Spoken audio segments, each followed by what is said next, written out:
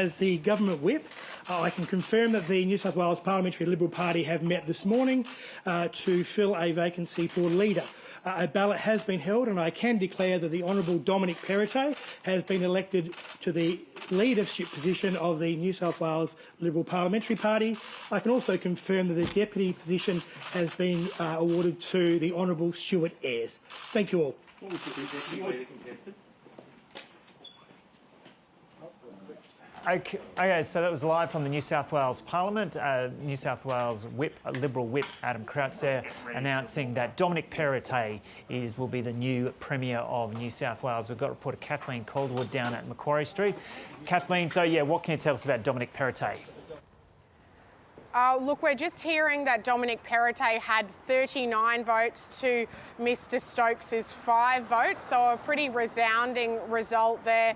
Stuart Ayres was elected as the deputy leader unopposed. Interestingly as well, the Castle Hill MP Ray Williams returned 2 inconclusive rapid antigen tests. People, the MPs and other members of the press gallery and all the associated people with the vote were having to get rapid antigen tests to enter the building today. So Mr Williams unfortunately has had to go home to get, I imagine, to get a proper test. He's inconclusive, but a proxy did vote on his behalf. So just to repeat that again, Dominic Perrottet has been elected the leader of the Liberal Party. He will, of course, that of course makes him the Premier, and he had 39 votes to his opponent, Rob Stokes' 5 votes.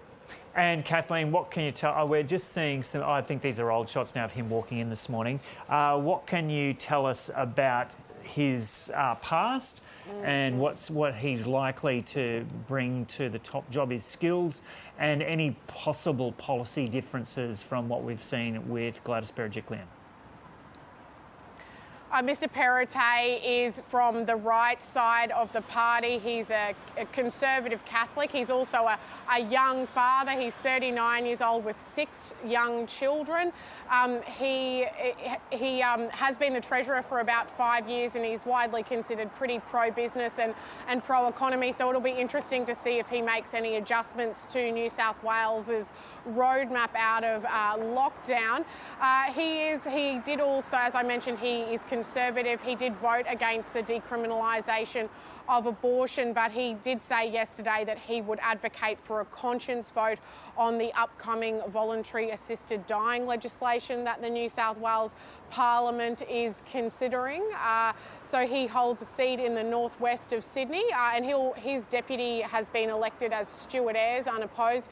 Mr Ayres is a moderate from the party. He holds the seat of Penrith on quite a small margin, but he's also the Minister for Western Sydney Tourism and Jobs, and it's understood that he was basically brought along because he does have those Western Sydney credentials, which will be a real battleground area in the upcoming, in the election that's about 18 months away now for New South Wales. And Matt Keane, the moderate power broker, who is really considered to have been sort of the main architect of this deal between Mr Perrottet's right faction and his moderate faction, he is expected to become the Treasurer.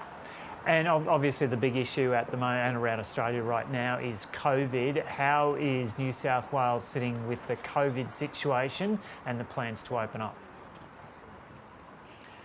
So we're expecting to probably hit 70% double dose either tomorrow or the day after, which will trigger that 70% opening up plan next Monday. So that's only 6 days away. That will allow a lot more freedoms for people who are fully vaccinated only. You know, it would be surprising if Mr Perrottet, you know, made any changes to that part of the plan at the 11th hour. I suppose it's not out of the question, but it would be a surprise. Now, it will be interesting to see if he makes any changes to the 80% plan, and then we're expecting to open up again to unvaccinated people on the 1st of December. So Mr Perrottet, coming from that Treasury background, very pro-economy, you know, he may want to try and open up more aggressively. He hasn't committed to sticking with the roadmap out of this. He did say yesterday he'd be speaking with health officials as early as he could if elected Premier.